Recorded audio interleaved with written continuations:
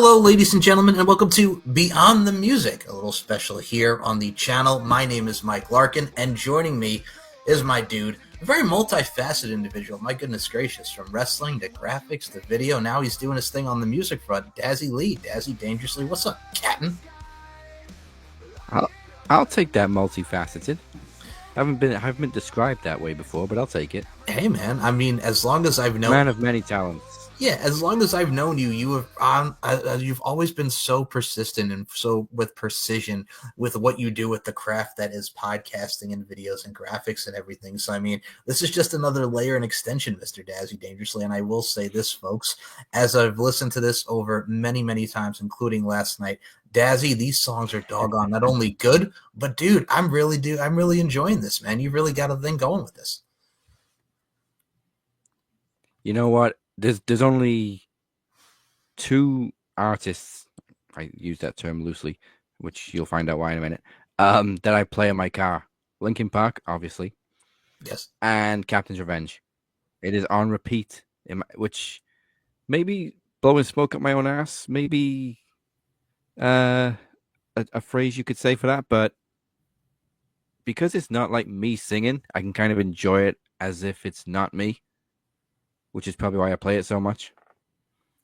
I mean, that's not really blowing smoke up your own ass. I think that's just pride and just power. Just pride and just being very proud of your work. No, I mean, I don't think that's blowing smoke up your own ass at all. I mean, first of all, you have good taste, brother. You got good taste with the Linkin Park stuff, and I will say this. I'm going to put this into Right. perspective. The new girl that's with them now, I gotta say, I like it. I do. I really do, dude. Yeah. Well, we'll get into it, but she was actually a surprise influence. Because she came into they reintroduced the band sort of in between the first two albums of Captain's Revenge. So yeah, the addition of Emily Armstrong to Linkin Park was definitely an influence.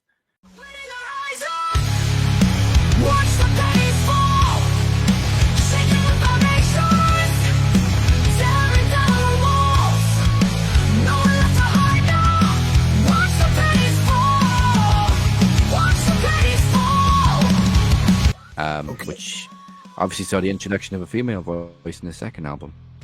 I will say this, and we'll get into this now because, again, I have so many questions just to the fact that, again, not only being shocked to see you doing this now, but also, number two, knowing you not surprised. Talk about how all this came into fruition, because the reason I got to put this into perspective, Dazzarino, is as many times as we've done shows and the music that you inquire for all these specials that we've done, talk about really getting into it now with Captain's Revenge and what we have in store here, dude.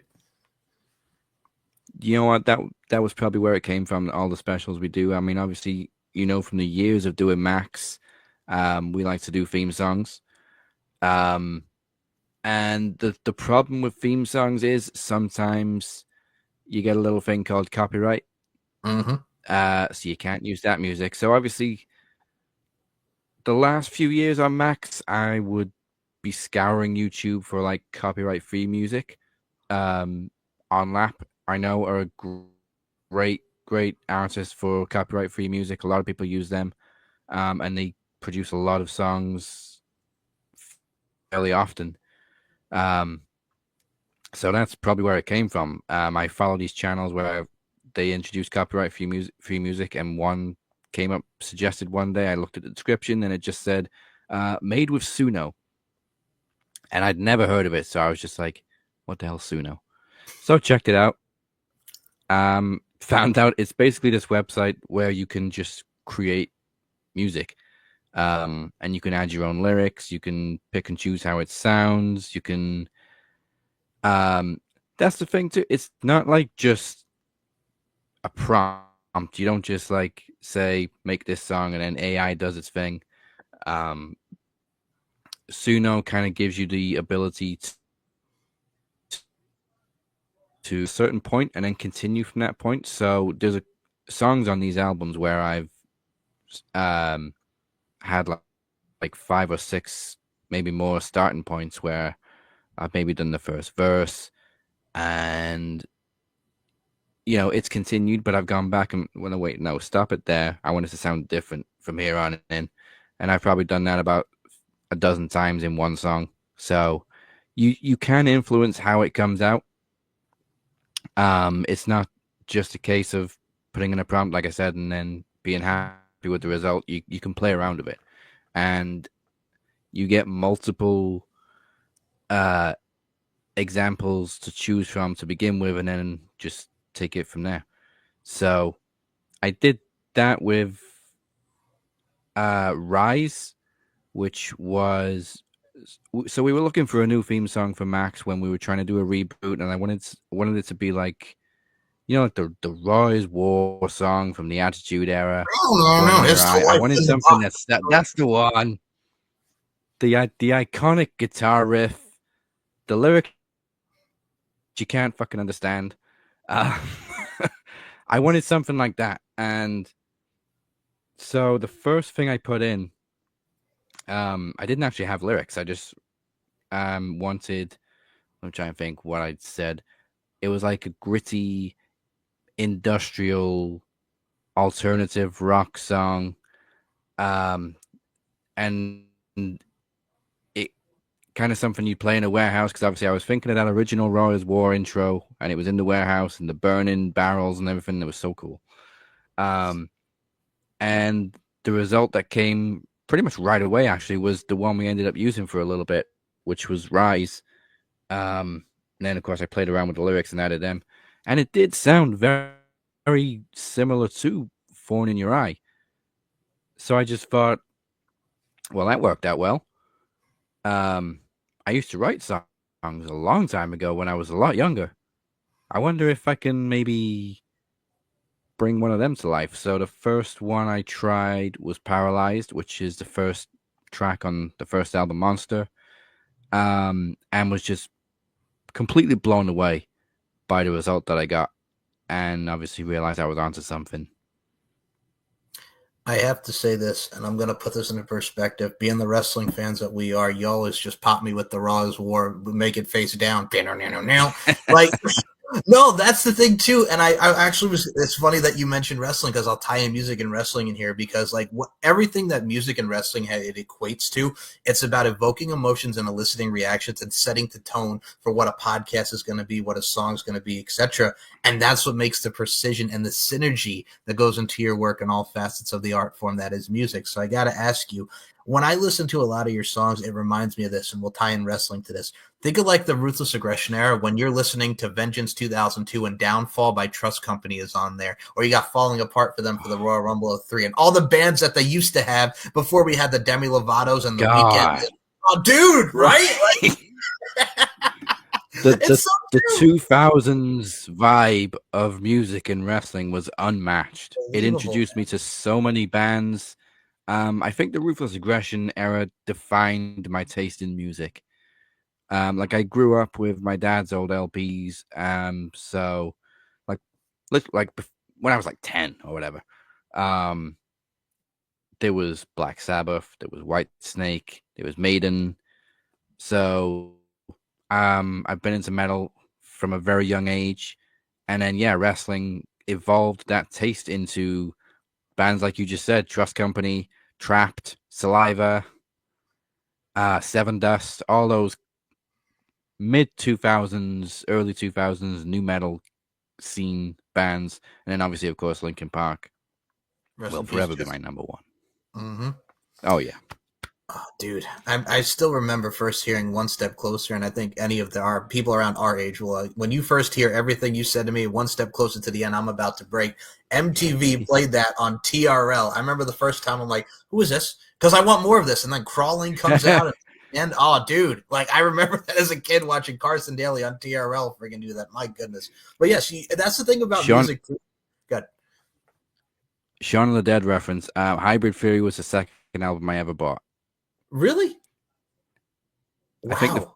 first one, well, I mean, I kind of bought them together, but the first one I wanted was Alien Ant Farm. I can't remember the name of the album, but it was the one with Oh, it Smooth was an Criminal on. anthology. Yeah, anthology, right? With Smooth Criminal and movies. Anthology, yeah. Yes. So I bought that and Hybrid Theory together, but I think Alien Ant Farm was the first one I picked up because I also grew up a big Michael Jackson fan, and I love the cover of Smooth Criminal. It is one of the best rock covers of a pop song that I've ever heard. Um, but I did also um no Linkin Park because I'd heard in the end it was big at the time as well. So I picked up Hybrid Theory too. And yeah, Hybrid Theory just became the GOAT I concur with you on constantly that. on replay. 100% on that, dude. And I mean, let's put this into the forefront here because you also brought in something that's very cool with your Alien Ant Farm da, da, da, da, da, woo type of vibes when it comes to Smooth Criminal. Like that album too in itself, and we've mentioned movies because I know back in the day when you and God rest his soul David did your Hidden Gems and Screen Gems, that was one of the big things that y'all had as the theme song for that back in the day. And I remember hearing that and that Yes. popped me. Yes, dude. Oh, again, it's the great taste and the eclectic taste Alien that we Ant have. Farm does not get enough love. And they don't, man. And that's the problem with it. It's just like people like 2001, 2002. Like, again, we mentioned the mid to 2000s, but I also got to equate this to you two as well, because when you're looking at this, and I'm going to say this to you, we talk about setting the tone with music, and we'll use it for Max here because, again, we have Every Little Scar. We have, Thorns that you just had for Promo Rumble 10. Like, bro, like everything that goes with threads and everything there, like how important is it to you just for like, hey man, this is going to set the tone for what we're doing with the promo game, what we're doing with Max SSL? What makes isn't how important is that for people just to gravitate with the music and everything you put into it? Because it sells very well with what you're trying to comprise, Dazzy. Yeah, I think that's always been my thing. As you know from working with me on Max, I always try to match music to wrestling. Some of the video packages I've done, um, I've always kind of found it very easy to match, well, edit, I guess, videos, images to music. Um, so yeah, to apply these songs as theme songs, that was kind of the goal really when I decided to not just play around with Suno, but like actually produce more than one song, maybe an album full. And if I can bring out enough music, then we've got plenty of music for Max's events. And I think Threads fit the Rumble very, very well a couple weeks ago. Um, like it's got that vibe. Again, you've probably heard. I mean, you said you've heard both albums numerous times. Anybody that has heard them has probably picked up very quickly on that Linkin Park influence. I think Threads is the best example. It's got that rap rock, um, upbeat. This is the thing about Threads.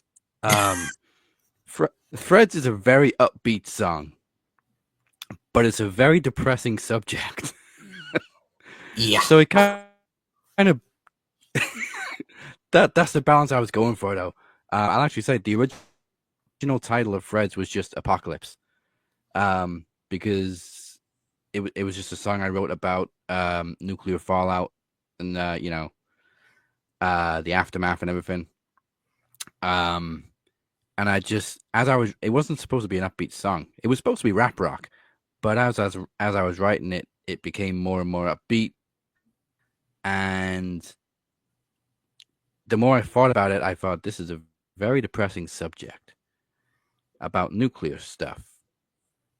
What's the most depressing movie, not just about nuclear warfare, but one of the most depressing movies I've ever seen is Fred's. It is so bleak, it is so hopeless, and it stays with you forever. So yeah, I just retitled it to Threads. That may be one of the very, very, very, if not the only song that doesn't have the title in the lyrics. Actually, now I think about it, but that's why it's called Threads. I think what I do enjoy about it, and I'll equate this to all your music, like Behind Enemy Lines, which I believe was for a promo series last year, like that. And we mentioned Yes. Threads and we mentioned Every Little Scar. What I love about these titles, dude, is everything can relate. And it reminds me of this. Like you talk about something that's bleak. Like everybody talks about mental health in the music. Like when Papa Roach came out with Last Resort in 2000, people still talk about it Oh, 25 doggone years later, which is one of the most impactful yeah. songs ever. Dare I even say Scars, Tear My Heart Open. You know what I'm saying? Like everything that goes Oh, into it. Oh, dude, like that's the thing too. We talk about that age, and especially in today's day and age, you mix the rap rock. Hell, I'll even put Limp Bizkit in this because we love us some Limp Bizkit, some new metal. When they did End yeah. Together Now with Method Man, shut the fuck up. Just shut the fuck up. Like we has that rap rock in there too. Fred Durst was just a lyricologist. And when you when you think of Limp Bizkit, one of the big things besides Roland, you think of My Way, you think of that Austin Rock promo going into Mania Yes. 17. Everything is viable, dude. Music evokes so many emotions, but particularly in wrestling. If you get that video package right and you pick the right music, the video package is legendary and it never ages and it never dies. Like you just mentioned, Rock and Austin, it is probably the most famous video package of all time. And largely because of the Limp Bizkit song. It just fits so well, and you've got so many fond memories of it. The It remind toast, the back and yeah, forth punches. the stunners, yes, and the rock bottoms. Oh my Yeah. goodness. It reminds me of, and I'll put this one as also a very underrated one. Like when they were going to like the first elimination chamber, and you hear "Saliva" always in the background. Like, dude, like that's the Yeah. thing. Everything One of my sets the favorite songs. well. That's such for those who have not heard "Back into Your System" in the Saliva album. Y'all need to get on that number one. But number two, we're giving you some pearls of wisdoms and some gems of music right now in today's Yes. form. That's the thing. Just But just get on the 2000s rock scene. absolutely. And I will say this, Dazzy, get up on the Captain's Revenge because I have listened to one of the ones that really sticks out to me. Like, I love the Long Live the King one that really gets it, that Shut Up and Fight one. Like, those two really stick up just because of just Yes. not only the meaning, but it's just like you get revved into it. I was listening to it last night and I'm like, God dang it, man. Like, we're talking about Long Live the King and the vibe. Like, there's a lot of 80s stuff that goes into your stuff that reminds me of like retro heavy metal. Then there's the new metal. So you're taking everything from each and every one of these decades. And I'm like, it's so like right into it. And then you're compressing them to the just awesomeness. Dare I say, to quote the hip hop, the eargasms, if you will, Dazzy Dangerously. Like, there's so many mixes in here that you make one's just like, oh, it's titillating and tantalizing, Dazzarino. They are eargasms. That was what I was going for. This particularly with distortions. I wanted differences. I think with Monster, it was a very safe album. It all very much fit into the same genre, maybe with the exceptions of We Made It. That's probably the most different song on the first album. All the others are kind of safe, classic rock. And then with Distortions, I wanted to branch out a little bit, try some different things, different genres. And you do have a very mixed bag on Distortions. You've got the rap rock, you've got the medieval rock with Long Live the King and Throne of Bones. Um, Actually, Throne of Bones was initially supposed to be on Monster, but I thought it sounded so different to the rest of the album. It needed to be on the next one. And I'd also written Long Live the King as well, and I thought they could kind of bounce off each other on a separate album. So that's kind of how Distortions came to be. It was actually going to be called Throne of Bones, but the more I added to it, the more different sounds I added to it, I thought it Distortions made more sense because I'm kind of blurring the lines between all these different genres and I guess distorting what you expect after hearing the first album. You're not going to get just the same genre all the way through with Distortions. It catches you by surprise, particularly with Long Live the King, and then I think it feeds into Shut Up and Fight, which is a very 80s montage rocky song, which is kind of what I was going for. And I will give everybody a little bit of wisdom here. That was written specifically for Moses and the Kingpins match at Max 500 because they were going for a retro feel. Um, but I don't think I ever actually made a video package for it because I didn't know what to expect from them two. But actually, Shut Up and Fight is the theme song for the next event, which is Revolution Road, which is also kind of retro themed. So it all works out. I mean, well, first of all, I love that you're also putting a new thing in there, Revolution Road, because AEW Revolution is bam right there at the end of it. We're going into March. Yeah. And like I've been saying, I'm pissed at AEW because we invented this event just for Revolution. And so I themed the logo like I do on the AEW Revolution logo. And then this year, I think it's the third, maybe fourth time they've done Revolution, they finally changed the friggin' logo. So now it doesn't match. I saw that. I laughed because I heard you talking about it on Max, and I'm like, Thanks, TK. thanks a lot, Tony. But no, I will say this to your point. Well, when you talk about the '80s montage that both Moses and Amir did, which first of all, AT Wrestler is the most hilarious thing I've ever I seen love Amir ET ever Wrestler. do. I love him. I love it. And Mo held his own too.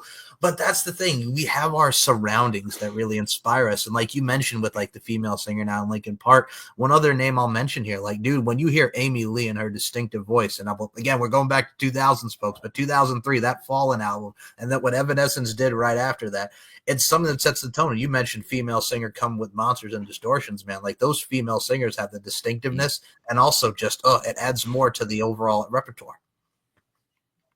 Yeah, I think as we've very much discovered from Emily Armstrong, there is just something different about a female lead vocalist screaming.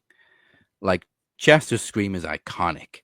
Yes. And then Emily came out with hers, especially on Heavy is the Crown, and just wow. I mean, it's not a new thing. Obviously, we've had female vocalists in metal for years, but yeah, it just hits different a little bit. It's, So yeah, she Emily Armstrong coming into Linkin Park was definitely an influence. So I finished Monster in July last year and released it in August. mhm.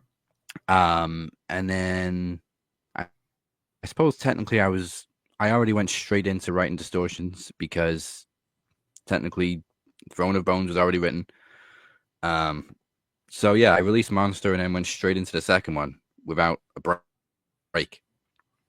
And then in September, Linkin Park did the whole comeback thing. Emily Armstrong came in, took everybody by surprise, and that got me thinking maybe I can add a female voice to this music because I'd already played around a little bit with two different vocalists. I think the clearest case is Break of the Day. You got the rap, and then you got a different voice for the chorus. Mhm. So the first one I did with the female voice, I think, was Shatter, Yes. and it took a lot of work because you've got to switch between those two voices. But I think that one came out so well, especially that raspy tone, which is exactly what I was looking for. Um, and then I did Penny's Fall, because it worked out so well, and I just thought, well, now we got a female vocalist too. And I think what I like about it too, as well, is, and I always put this to fruition. I'll name another group. Paramore has that female singer that also really stands. Yes, Haley. Oh, oh, like friggin' oh god, like that whole Paramore thing. If again, we're putting out gems for people. Paramore, check them out. Haley, like you mentioned in Paramore, like Take me there's back to 2007. right, man. Come on now. But no, that's the thing too. It's just like those vocalists, and a lot of them really nowadays, especially to really trying to up their game as well and amplify themselves. And what I love about it too, as well, is everybody just wants to put on that damn good music and really put it out into the forefront. And I look at what you're doing here with Captain's Revenge and Monsters. Now I gotta have to ask this with the Monster and Distortion. I gotta ask you about Rise here because Dazzy Dangerously, there was a name change. I believe the original name, what was it? Yes. Lycanthrope? Lycanthrope? Yeah, Lycan. Lycanthrope, Okay. which is basically werewolf, kind of thing. That was always the name that I thought of having as a band name when I wrote some of these songs. We're talking about 18 years ago, I think was the earliest I started writing music. So like half the songs on Monster were written when I was 17, 18, 19, something like that. Um, and I'll be honest, I barely changed most of the lyrics when I was producing them for Monster. There's a couple of songs on there that are from old lyrics that I've updated or revised, but a lot of it is unchanged. Paralyzed, I think I didn't change a single thing about the lyrics, but it does sound very different to how I originally imagined it. Run for Your Life sounds almost exactly how I always envisioned it all those years ago. And there's other examples. What else on the first album? I mean, the one that sticks out for me, and I'll say this right Paralyzed, Run now, for Your Life, Rain. Rain and the Fate We Make is even like I said, I put that in there in my notes, and like the Fate We Make just has Yeah, that thing to it, dude. Oof. I think I think that's it. There's those and Break of the Day slash Sundown were the 5 songs that I wrote years and years ago. Actually, Behind Enemy Lines was an old one too. Um, and I've just updated and revised and brought to life. And then the rest of the album, like Kaiju, Monster, Arrival, I wrote fresh for the album to see if I still had it. Obviously, I did. And Break of the Day is a very interesting one for me because it's 2 songs in one, and it kind of seem it flawlessly transitions between the two. But it's not like a mix. It was always intended to be one song transforming into another, which is why I then extended it into Break of the Day Part 2 for Distortions, just to show that, you know, it was never meant to be its own individual song, but I could turn it into an individual song if I wanted to. So that's the story behind Break of the Day. Uh, so what else is it? Rain also sounds very similar to how I originally imagined it. And then The Fate That We Make is almost perfect to how I originally envisioned it. And I don't know how obvious it actually is. It depends how much of a film buff you are, people. That song is very heavily influenced by the Terminator franchise, and it also includes quote from the movie in as the bridge, which isn't actually Kyle Reese. Unfortunately, he was too expensive. James Cameron said, "Nah, go fuck yourself." Go fuck yourself. But no, I'm laughing because I know I get the Terminator and I know where you're going. That doesn't shock me. No, But you, absolutely. but you can kind of hear like the Terminator drums throughout the song. It kind of forms part of the beat. And then there's a breakdown, I think, after the second verse where it's literally, Yep. which is actually the only piece that I did physically. Like, like I've admitted, the music is manufactured, but that was literally me drumming. So that's my contribution to the song, physically rather than creatively. I have to say this because again, loving the music talk that we do and the appreciation. You can see how we're both giddy about this, but I will say this, folks. One of the songs I do love, I mentioned Behind Enemy Lines. You can stand on my side or alone, but these wounds will not Yeah. heal on their own.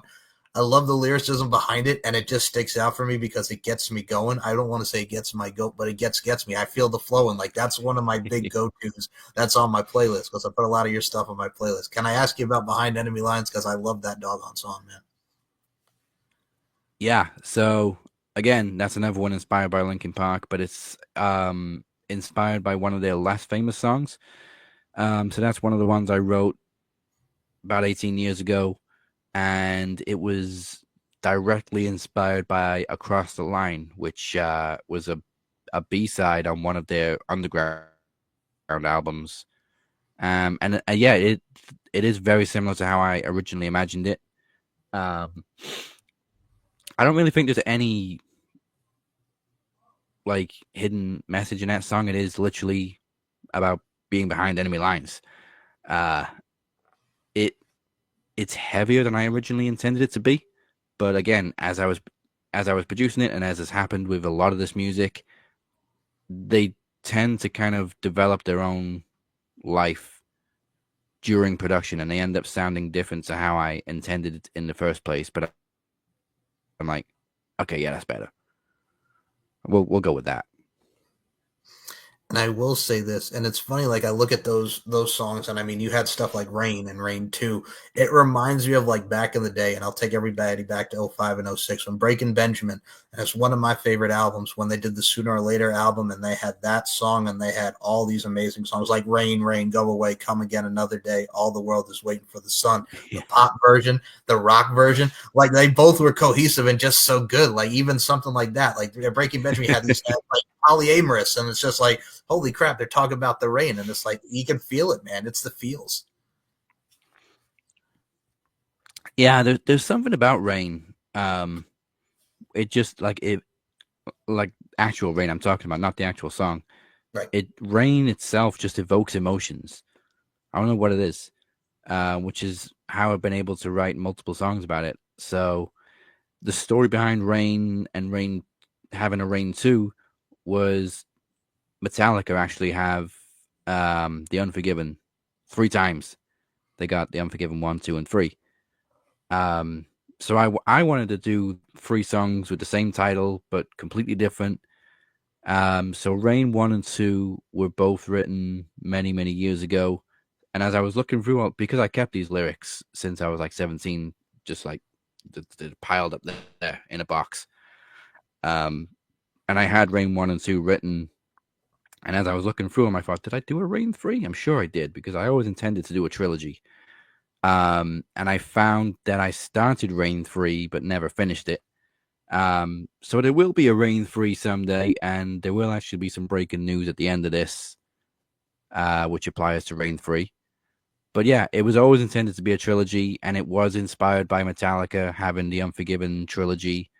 I just think it's a cool concept to have 3 different songs, or rather 3 chapters, with the same title, but completely different songs. It just shows what you can do with lyrics and with different compositions, even though they've got the same name.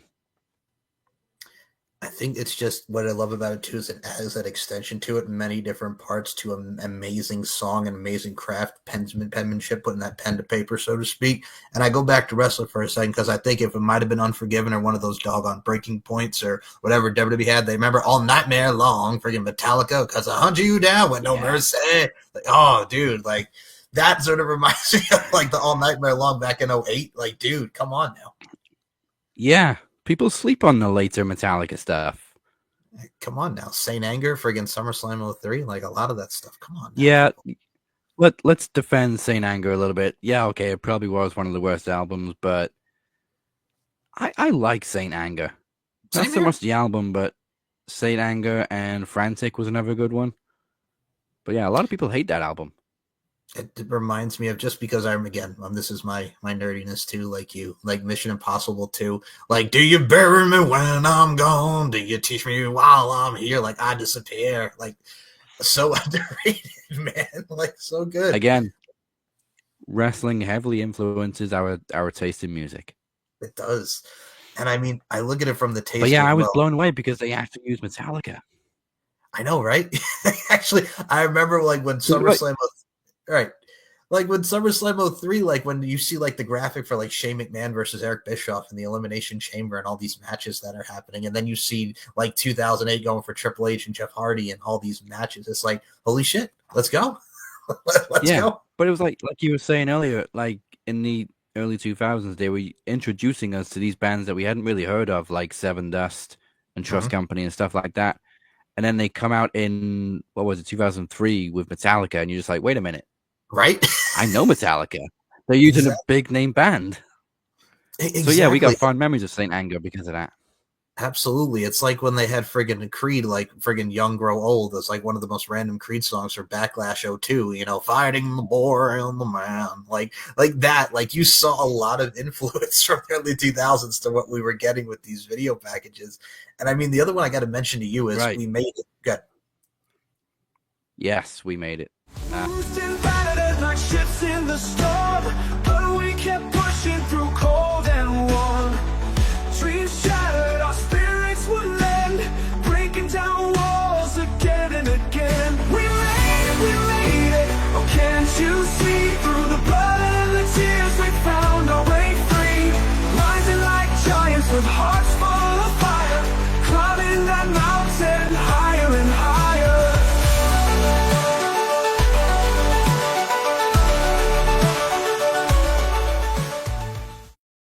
It is Max the 500, man. one I've had the most feedback on, actually. Um, yeah, we made it was maybe one of the last 4 songs that I wrote for the album. Um, and so up until then, they'd all been pretty heavy. And as we all know, every heavy album needs a soft song. So I started writing We Made It. Initially, I just wanted to write a slower, more uplifting song that wasn't just in your face guitars and drums and and yeah, the lyrics kind of just came out of nowhere for that one. And it just, that one actually took a lot of work. Probably the most work on that first album, because I went through so many different mixes of it. And I think the end product consists of maybe 5 different mixes combined together, because there was so many different ways I could have gone with it. Initially, it was only like the original mix was only about 2.5 minutes, and I thought that's not long enough. You've got to go 3 minutes for a song. So I added in the guitar piece, the solo that comes in after the second chorus, I think. And then maybe another verse or something, or another version of the chorus, and it just extended it. So yeah, it's kind of like Frankenstein's monster. It's all stitched together with different pieces and different mixes of We Made It. But I think we ended up with the best version of it. And yeah, we used it for Max 500, and it was just perfect fit. I will say this: you did get me in my feels, and I'm not afraid to say this. But when you put that montage for the 500, I'm like, oh my god! Like, just because of how many years all of us, and including the newer talent within Max and the newer crop that we have, like, dude, it got me right here. I'm not gonna lie, you got me right here. I love that doggone song. Well, it really did. Yeah, 10th anniversary this year. It's nuts. I know, dude, and nuts that we're still doing this. I know, and the thing is, Dazzy and I probably started around the same time, folks. And I even said to you, like, the other day, I'm like, bro, can you believe we're doing this like 10 years and we're still going, friggin' talking about wrestling and talking about all this? Yeah. It's nuts. But like I said, folks, it's life. It's life. But this is why wrestling is such a great topic for podcasting, and this is why there's so many wrestling podcasts out there. It's never ending. Wrestling just goes on and on and on and on. There's no end. There's no off season. Even during COVID, like we saw, wrestling never ended. So we literally have it every week to talk about. Agreed. And it's the same with music, because like you mentioned, like every album, it reminds me of the album I used to remember seeing as a commercial. You had your monster ballads, musicspace.com for everybody here in the States. Like, it had like Queensryche, Silent Lucidity, and it had Carried by Europe, and it had like Whitesnake, Is This Love That I'm Feeling, and all these songs. That's what reminds me when I think of like the softness on a song or softness on an album that everybody has to balance. It reminds me of monster ballads. Like those I just mentioned are even like symbolic with what you hear with like the monster ballads of the 80s, man. Yeah, every album needs its come down. Well, not come down, but slow it down a little bit. Give you a little ballad. Is there one on Distortions, actually? I mean, Long Live the King is pretty slow. Rain 2. I think those are the two kind of breakdown ones to kind of change the pace a little bit. But yeah, every album needs to slow down a little bit at some point. And it reminds me of, since we mentioned one of our favorites, Slava Back Into Your System, it's like you got Superstar and you have like Always and you have all of these songs, and then you hear Rest in Pieces, and it's just like, could you find it in your heart to make this go away and let me rest in pieces? Oh, dude. Rest in Pieces is a great song. It is. Look at me, my depth perception must be on again. Oh, dude. But yeah, no, that's I had every Saliva album up until Josie Scott left. And if you haven't heard of Saliva before, you need to go and check them out. See, I'm right there with you, because when Josie Scott left, which was the one with Ladies and Gentlemen? Oh, that was the oh god, that's the 2007 one. That's the one that came after Survival of the Sickest. Oh, do you want it? Survival of the Sickest is a great album too. Like every one of them. Now that's gonna bug me. I'm gonna go to the Google machine for a minute, because I know which album you're talking about. Because again, wrestling, WrestleMania 23 theme, Ladies and Gentlemen, do you want it? Yeah. Oh god, I'm going to it. So for those that don't know, it is Bloodstained Love Story. There you go. Bloodstained Love Story. Yes. Well, that also had what was the other one? Goodbye, My Broken Sunday, and the King of the Stereo. Yeah. What else was on it? I was literally singing a song from it the other day in my head, and I can't remember what it was called. From Here With You, I think. Yes, I believe they That had that Bloodstone. that's the slowdown song from Bloodstained Yeah, Love Story. there you go. And it reminds me of, okay, I'll put another one out there since we mentioned female artists. And this one also popped into my head as we were talking about it. It's like when Tattoo came out with all the things she said. Like, again, not just because it's wrestling related, but that song was like so popular for its time. And then you look at it 20 years later and Oh what the yeah, meaning of it. Oh, dude. that song skyrocketed. That was a sleeper hit, and it It wasn't even is. because of Victoria using it for her music. Everybody just loved it. Mhm. That's the thing. It's everything is universal and mainstream. It reminds me of, like, if you look at all the rock stuff, like even when you had Everclear come out. All right, here's another slowdown. When Everclear had Wonderful, who doesn't relate to Tell Me Everything's Wonderful Now, and I just don't understand how. And you see the little kids in the video and they're going to school, and it's like a lot of people can relate to that. That was one of the slowdowns that Everclear did back in the day. Yeah. And again, back to Linkin Park. I think one of their biggest slowdown songs, because it was so unexpected, was The Messenger. Yes, that's right. Because you don't expect, especially at this point, you didn't expect to hear a slow acoustic ballad from Linkin Park, but man, Chester's voice on that song is phenomenal. That too, and I think it reminds me of like, and I'm gonna say right now, I loved Breaking the Habit. That's also another one of my favorite ones by Linkin Park. Like everything that they did, like you mentioned, the come down songs and what we see with a lot of come down songs. It reminds me of, all right, like Stained. All right, we'll take it back to Stained back in the day. Like Stained had It's Been a While, which was slow. Then we had For You, and then we had I Never Meant to Fade Away, and So Far Away, The Price to Play. Like they could amplify themselves from slow to upbeat, boom, boom, boom. That was another one that really sticks out because Stained had like, okay, we're gonna do a slow song, then we're gonna do a heavy song, then we're gonna do a slow song, then we're gonna do a heavy song. It kind of had a nice little balance to it. Yeah, you gotta have that balance. And again, that's the thing with Distortions. There is so much balance in it because it flips between different genres as you go through it. Which is why I kind of placed Long Live the King and Throne of Bones kind of at opposite ends of the album, because they're both what I love to call medieval rock. But they're also both quite slow. Mhm. So I think they were kind of almost bookends at kind of opposite ends of the album. Like you mentioned, like Pennies Fall, and I mean the Sand. Okay, one thing that did pop me, and I have to put this out there for those who haven't seen it. The Sandman Won't Save You is like, I'm going to tell you right now, when that's first started, I'm just like, okay, this is great. Like, The Sandman Won't Save You, everything that goes into that song. Dazzarino, like, you pop me because it makes me think of Enter Sandman with Metallica, a nice little Sandman reference. Of course, the wrestler, but for Yeah. me, it just has that stake to it.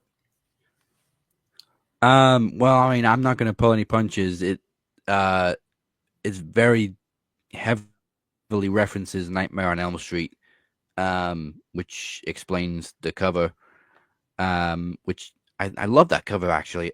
One of my favorite ones that I came up with, because it is literally a sand man monster on a bed, and then the little Easter egg is that the bed sheets are Freddy Krueger colors, red and green.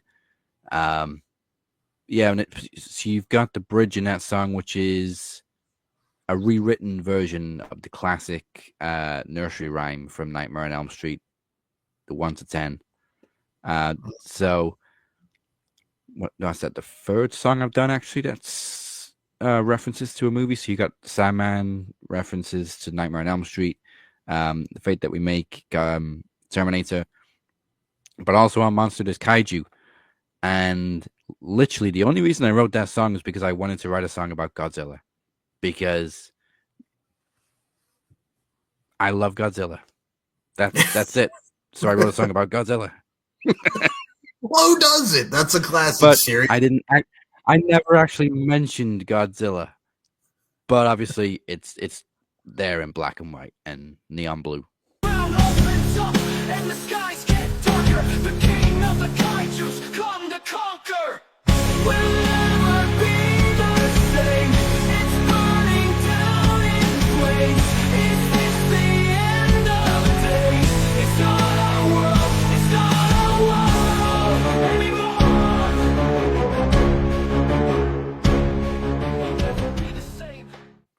So now that you put the Nightmare on Elm Street in my head with the Sandman, and like I mentioned earlier with the Sandman and the song lyrics, I'm gonna say right now, as long as it's not the one that came out in like 2008 and the 2010 frame, we're good on Nightmare. That's one of our ones we hate so much. I hate it. I hate it We've so had much. so many conversations about that remake. That remake is and horrible. It still pisses me off that nobody criticizes the opening scene as much as it deserves, because the acting is absolutely shocking. I feel, here's the thing. I did not see that in theaters. I saw it on TV one night, and I regret sitting there from 8 to 10 on FX. It was so bad. Like I was so looking forward to it too, and it pissed me the fuck off. I went into that remake not having high expectations because I knew that they changed Freddy's look a little bit, and I wasn't all for it. And also, it wasn't Robert Englund, so that's already, you lose points there. But then the first time I watched it, I saw that opening scene, and I saw the acting and the appalling line delivery, and I thought, this is not going to be good. And it wasn't. And it sucked. I will say that to anyone. If you want to see a Nightmare on Elm Street, watch the original. Don't watch the remake. Don't do it. Yeah. Don't and to redeem horror remakes, they then brought out Friday the 13th, which does not get enough love for being such a good remake and very, very loyal to the original source material, and it deserved a sequel. But yeah, Nightmare on Elm Street remake can go F itself. It can fuck to the left, fuck to the right, spin around, go fuck yourself tonight is what it can do. And I will say this. One other thing I have to mention with wrestling, and we touched upon the early 2000s a lot, so you can tell how Dazzy and I are heavily influenced by music and our likings. But I have to add this to you. Nowadays, it does, like, most of like the NXT stuff is more like the rocker stuff. I mean, we still have like some rock stuff with WWE, but it's become more mainstream with like The Weeknd. But there's more mainstream with that.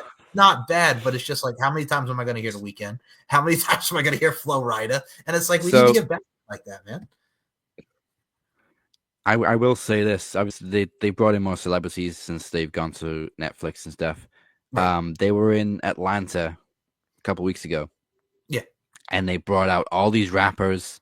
Oh, God. And literally, I'm not kidding, for 2 hours, I was sitting there watching it going, I have no idea who any of these people are. Yep. I'm right there with you, dude. I'm right there with you, man. I'm sure they've got their fans, they've got their fan base, but I have no idea who these people are. If this is supposed to be mainstream, then I'm missing something. I'm right there with you. It's like, I'm looking at these rappers. I'm like, the only one I know is 2 Chainz. Like, that's the only one I knew. Yeah, like, I know 2 Chainz. Didn't even know him. But okay, I get it. Like, rap is cool again, but literally, you cannot tell me that that's mainstream, because if you brought out Ozzy Osbourne, every single person would still know who he is. Yes. Well, okay, so I'm going to go my Austin Powers route. It's mainstream, quote unquote, mainstream to what we have now. I'm Speaking of Ozzy. Speaking of Ozzy. Yes. Boobs. Boobs, Ozzy. These filmmakers are just fucking boobs. Fucking Austin Powers and Gold Member. Oh my goodness. No, but that's the thing too. It's like, we remember the days of when Ozzy Osbourne, when he performed I Don't Want to Stop on SmackDown that one time in 2007. Oh, like when 3-6 Mafia did Somebody. Oh yeah, that was great. Like with 3-6 Mafia, somebody going to get their ass kicked. See? It's not just a problem with rap. We know who 3-6 Mafia are. Yes. But you're bringing out these guys we don't know. Yeah, we don't know who, like, Travis Scott or whatever the hell these people are. We don't know who these people are. It's like, and I'll make an R&B reference. I know you guys are not much into the R&B stuff, but like when Jagged Edge played Teddy Long's Wedding with Crystal Marshall back in 2007, they were widely known for their R&B records. Like, we had people that we knew. I'm not going to criticize it. You bring out Jamiroquai. Virtual insanity, baby. Give me some. There you go. The Napoleon Dynamite, friggin', nothing left for me to do but dance. Oh my goodness gracious. Yes. Well, but that is iconic, thanks to you. Oh, you're welcome. I still have that shit. That and fucking Miley Cyrus's Party in the USA. I know they live rent free in my head You're welcome. Thanks to Mike Larkin. You're welcome, but that's your favorite song too. Don't lie. You know you love that song. And you got me back so Yeah, good it has that been one since time. 2018. Yeah, you got me back so good with that, with my lyrics and that yeah, you got me back so good. I can't even lie. That was really good. Oh my goodness gracious! But I will say this before we close this out.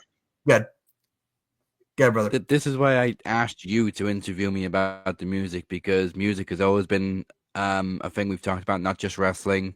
There's always been those musical references. Always. Absolutely, and I wouldn't have it any other way. And I'm glad we got to do this today, Mr. Dazzy Lea. Two other things before we close this out. So I have to say this: Captain's Revenge. Not only do I love the name of the group, I'm going to say this because you've been the captain forever, and it's a nice little nod to the character and gimmick, which I thought was very cool. As soon as I heard the name, I'm like, okay, that popped me. It did. I got to be honest with you because as long as I've known you being the captain, but it's a nice nod to the character and who you truly are. I think that authenticity is so key, dude. Yeah, and I just realized I never actually answered your question about the name change. So yeah, Lycanthrope was the original name, and it was the name I always wanted to use for a band and everything. So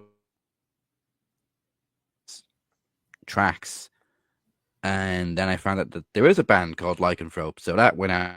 That went out the window. That went out the window. So I had to come up with a new name. And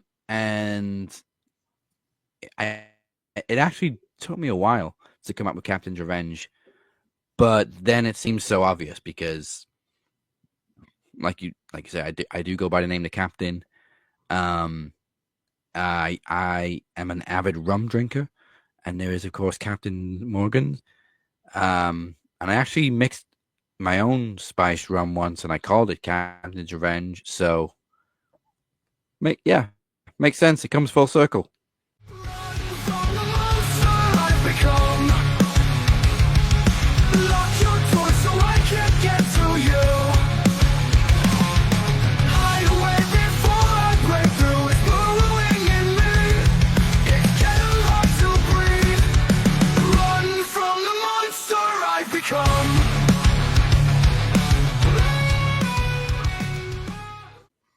It does, my friend, and I will say this: with everything coming full circle and the music talk and the albums that we did, I'm going to put this because Dazzy's new to StreamYard. Before I ask the final question, so I get to show Dazzy this. So yeah, what I've been looking at my notes and everything, just because I have everything in the sites because I had it up from last night after I listened to it. So if you guys want to hear and go to Max Wrestling, the albums, here's the playlist. Go to SoundCloud, and I'll put all the links in the description on my YouTube. But what you can also do is, and I'll put this up for you, Dazzy, since you're seeing this new here in the StreamYard. There's Captain's Revenge, the YouTube channel. So if y'all want to get mind, you should. You're welcome. Yeah, blowing your mind. Freaking check out Captain's Revenge on YouTube and hit the subscribe button for all your details. Oh, great cover work. That channel is very new, which is why there's a lot of new no views on there. Captain's Revenge was piggybacking off the Max Wrestling channel, and there's actually a lot of views on there. But now, obviously, I've transferred all the music over to its own channel, and it's very new. So, yeah, go check it out. And hopefully you can change the algorithm on YouTube. Well, I definitely will say this. Subscribe and listen to where you get your music and audio platforms. And, of course, your YouTube, because Dazzy does a lot of great work, and he puts his heart and soul into everything that he does. And what I have to say, being the artiste that you are, Dazzy Dangerously, what advice would you give to people who are starting to get not only into podcasting, but the artistry game with what you're doing with music? What advice would you give? A little pearls of wisdom for the people, Dazzy Dangerously. Wow. I mean, I sometimes feel like a bit of a fraud. Because I don't play instruments, I don't sing, but these are all my lyrics, and I do play a role in producing the songs. So, to be honest, I had a bit of a head start with Captain's Revenge because, like I said, at least 10 of the songs, maybe more, that I've released were written like 15, 18 years ago. So I had this back catalog to kind of start from, but there's so many more pages and pages and pages of lyrics that I haven't used because I've kind of looked back on them and go, that wasn't quite as good. Some of like the ones I've released have really held up, but a lot that were kind of amateur. Because you have to remember, I wrote some of these songs when I was a very angsty 17-year-old, maybe 18-year-old. Um, so a lot of it is just basically uh, emotional diarrhea. Some, some of these lyrics, you just feel something, you write it down. But maybe that's good advice. If you feel something, just write it down, and you never know. Maybe you can work from it. Because some of them I have looked at and gone, that hasn't held up very well. But if I just change this or rewrite this, and it sounds better, um, wisdom comes with age, I guess. So just keep writing. And again, if you feel something, write it down. Beautifully and eloquently So, said.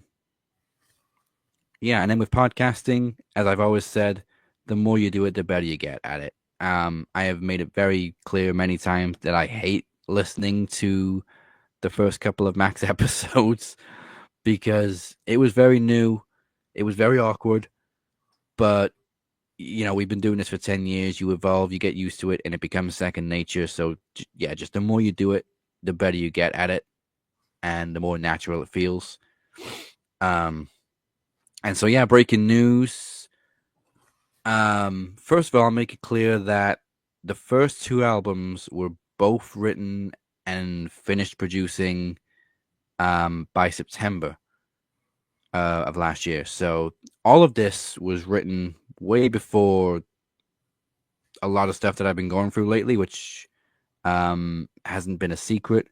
So the ironic part is a lot of these lyrics were written from a third person's perspective, but now I can relate to my own music.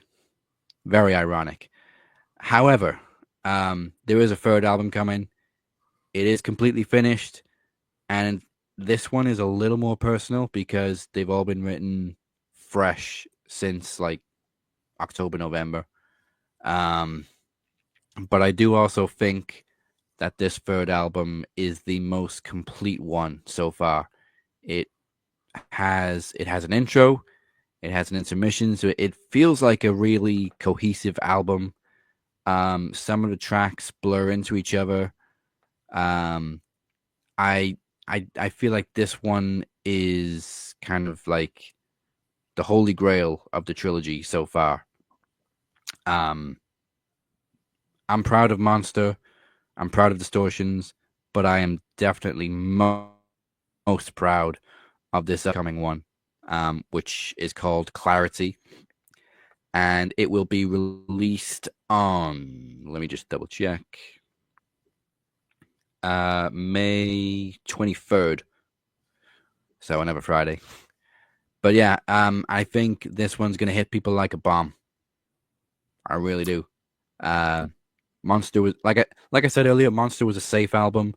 Distortions was about trying new things. Clarity definitely goes in more directions. And I think every single track is like a gut punch. And there's a couple of surprises on there too. I'm going to give a little teaser right now. Look out for Gaslight. I think that's the most different song that I've written so far compared to the first two albums. Whew, I will and say yes, this. there will be a Rain 3. I was going to say, yes, awesome. I will say this. I cannot wait for the new album, Clarity. Go and check out the albums if you have not, because Dazzy Dangerously has some great tracks and great music and precision to what he does. And Dazzy Dangerously, before we close this out, I'm sure this will be on by the way, first and foremost, off script here. What YouTube channel we put this on? Are we put this on my channel or YouTube channel? I forgot to ask that even before we started. What channel are we putting this on?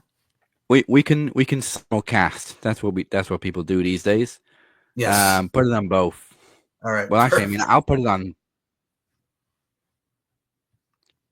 two channels. I'll put it on Max and I'll put it on Captain's Revenge. So this is going to go on like 3 channels. It's going to be on 3 channels. Sweet. So I just want to confirm before we do the plugs. Anyway, back to the guest here at hand. Dazzy Dangerously, where can we follow you on the socials? The floor is yours, dude. So yeah, Captain's Revenge has its own YouTube channel now. It is, of course, just Captain's Revenge. You can follow it on X, formerly known as the evil Twitter machine, even though I think it's more evil now, at Caps Revenge Rock. You can also find Captain's Revenge on Facebook, and you can always find it piggybacking off of Max Wrestling. So if you're also a wrestling fan, you know, rock music and wrestling often go hand in hand. Go follow Max Wrestling as well. It is all over YouTube and all the socials. And yeah, the 10th anniversary of Max is coming up in March. So it's a big year for Max Wrestling. And I guess it's going to be hopefully a bigger year for me if this third album is what I expect it to be, because like I said, it's going to come at you like a freight train. Rock you like a hurricane, come at you like a freight train. Hell to the yeah, Mr. Dazzy Scorpions. Lea. Yeah. So with that being said, on that topic, I will never forgive Netflix for canceling Scorpion. I think was it ABC? It's on Netflix anyway, but it was on like one of those mainstream networks, and they canceled it. But they canceled it on a fucking cliffhanger. Reminds me of like I know, I hate it too. It's like for me when like they moved Lucifer from Fox over to Netflix because fucking Fox had to cancel a fucking good show, you bastards. Anyway, fucking Lucifer and Scorpions, check those out, people. If you have not followed yours truly, check me out, SM Show 1 or MCL92, Larkin _92 and MLarkinMB on the Instagram front, Steve and Mike Show and LFCfights.com. And subscribe to my YouTube, Mike Larkin 92. Subscribe to the Max Wrestling Podcast and Captain Revenge YouTube. All the links to the music and everything will be in the description.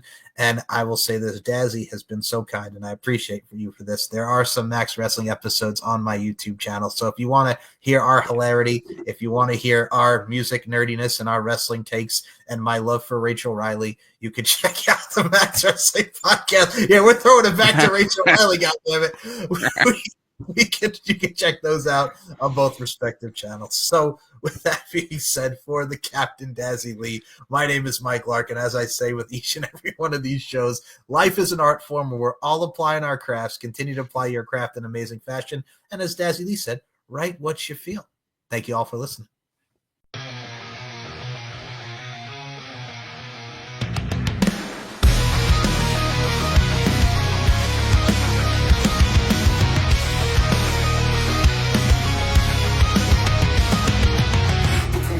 And reset me on the course. Got a sinking feeling I've never felt before. The pressure don't stop, cannot take it anymore. You're watching every move, waiting for me to explode.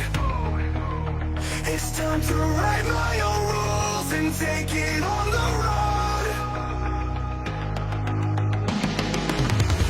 Counting down to zero, counting down to zero, counting down as it's building up.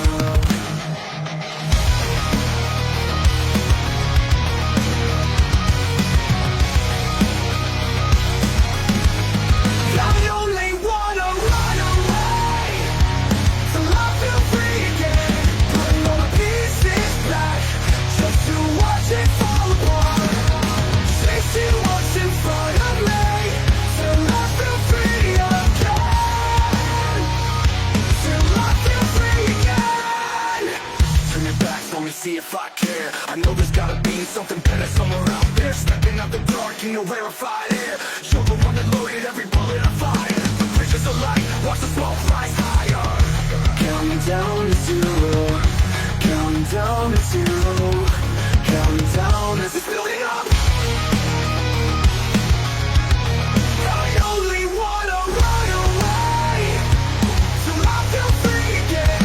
Putting all the pieces back just to watch it fall apart. Chasing what's in front of me till I feel free again. Till I feel free again. I feel your grasp wrapped around my heart. I wish I knew where to start. Putting all the pieces back just to fall apart, just to fall